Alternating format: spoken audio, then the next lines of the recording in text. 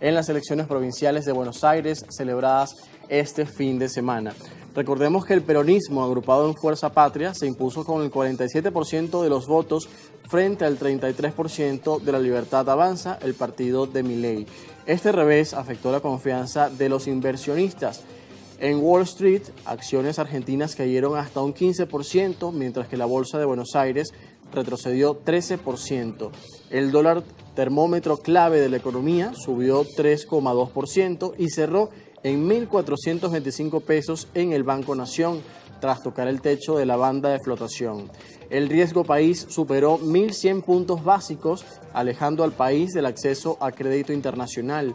El gobierno había intervenido la semana pasada en el mercado cambiario con fondos del Tesoro para frenar la depreciación del peso. El presidente Javier Milei encara las elecciones legislativas nacionales del 26 de octubre en un escenario adverso.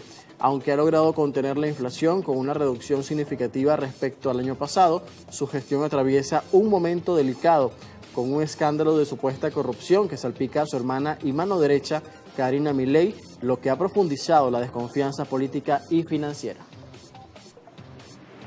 Pero me parece también que es un llamado de atención a que por ahí el presidente se tiene que por ahí bajar un poco, ¿no?, el tono en el que se está dirigiendo en general. Así que ya el discurso que dio ayer me parece que fue mucho más tranquilo, más pausado en su decir. Así que bueno, si sirve para eso, bienvenido sea. Por el tema de la estructura que tiene el kirchnerismo de tantos años, no le alcanzaba para ganar, pero iba a sumar un poco más. Y ahora pienso que para octubre va a levantar La Libertad Avanza. Va a ser mejor campaña. Y pienso que va a ganar. Creo que era algo que se suponía que iba a pasar. Primero por el lugar, que es netamente justicialista desde hace muchos años, y además porque la gente no puede más. O sea, se apretó en todo lo que la gente afecta a la gente y no al político que sigue cobrando millones, y todo es para la gente. Salud, educación, ¿viste? No se puede, llega un momento, hay mucha... Vamos a cambiar de tema. Los líderes de los BRICS mantuvieron este lunes una reunión virtual en la que rechazaron el proteccionismo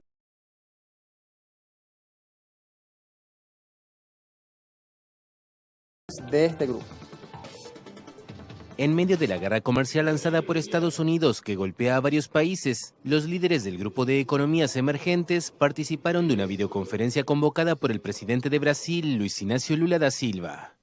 Según la presidencia brasileña, el encuentro virtual sirvió para abordar los riesgos asociados con el recrudecimiento de medidas unilaterales.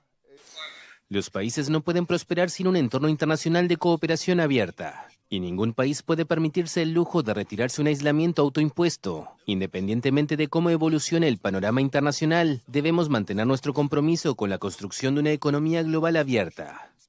Lula denunció un chantaje arancelario que, según él, está siendo normalizado como instrumento para la conquista de mercados y para interferir en asuntos internos.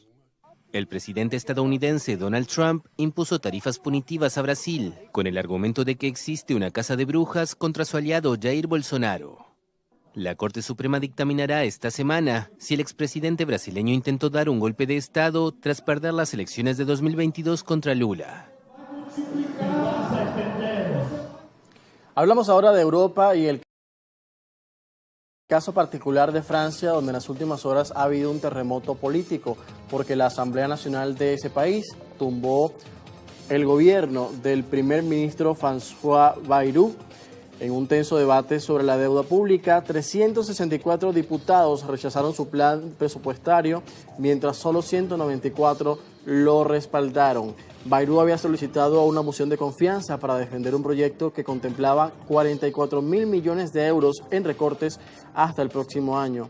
Argumentó que el sobreendeudamiento es una emergencia vital para Francia, pero fracasó ante la unión de la izquierda, la extrema derecha y parte de los aliados del presidente Macron. El dirigente, cuarto jefe de gobierno en la era Macron desde 2022, presentará formalmente su renuncia el día de hoy. El Eliseo ya adelantó que el presidente nombrará a un nuevo primer ministro en los próximos días, aunque la crisis refuerza la inestabilidad política en un parlamento sin mayorías claras. En las calles, cientos de personas celebraron la caída del gobierno, mientras que sindicatos y movimientos sociales convocaron nuevas protestas. Bajo el lema Bloqueemos Todos, se prevé una jornada de movilización este miércoles y una huelga masiva el próximo 18 de septiembre. Entre tanto, crece la presión sobre Macron, con llamados de la izquierda radical a que renuncie y de la extrema derecha a que convoque elecciones anticipadas. Vamos ahora a cambiar de tema, hablamos del Medio Oriente. Hace días les contábamos sobre una flotilla que salió desde Barcelona hacia el Medio Oriente, específicamente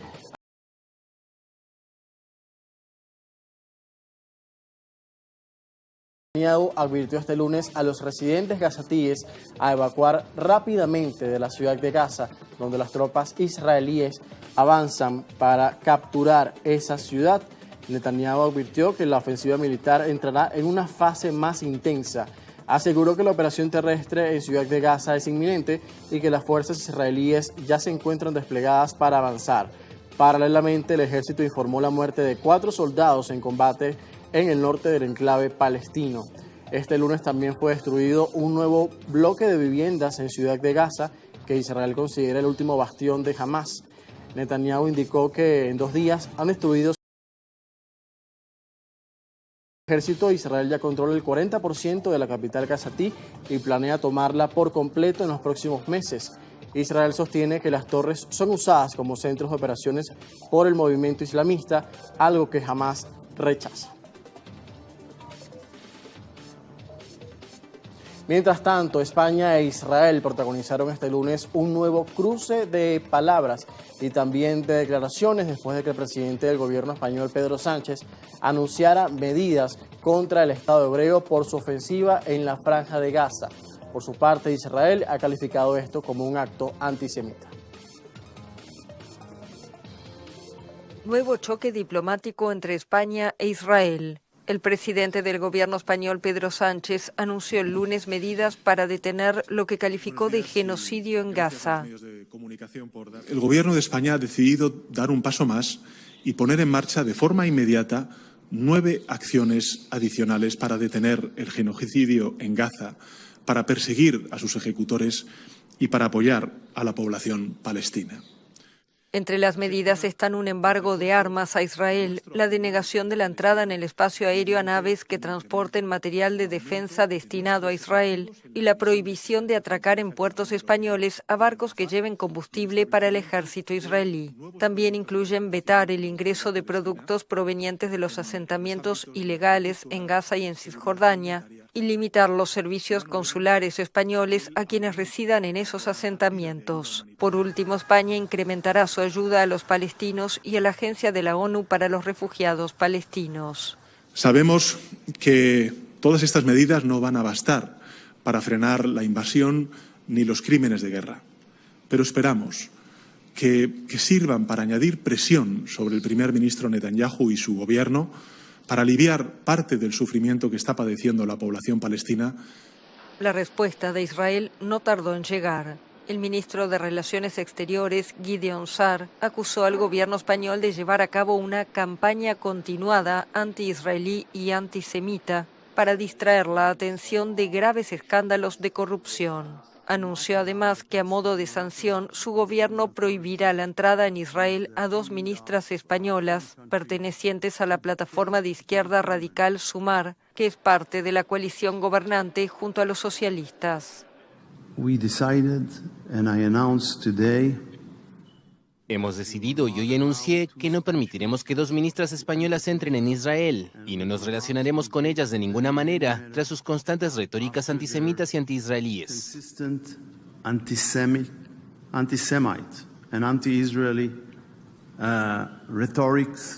En protesta por esa medida, España llamó a consultas a su embajadora en Tel Aviv.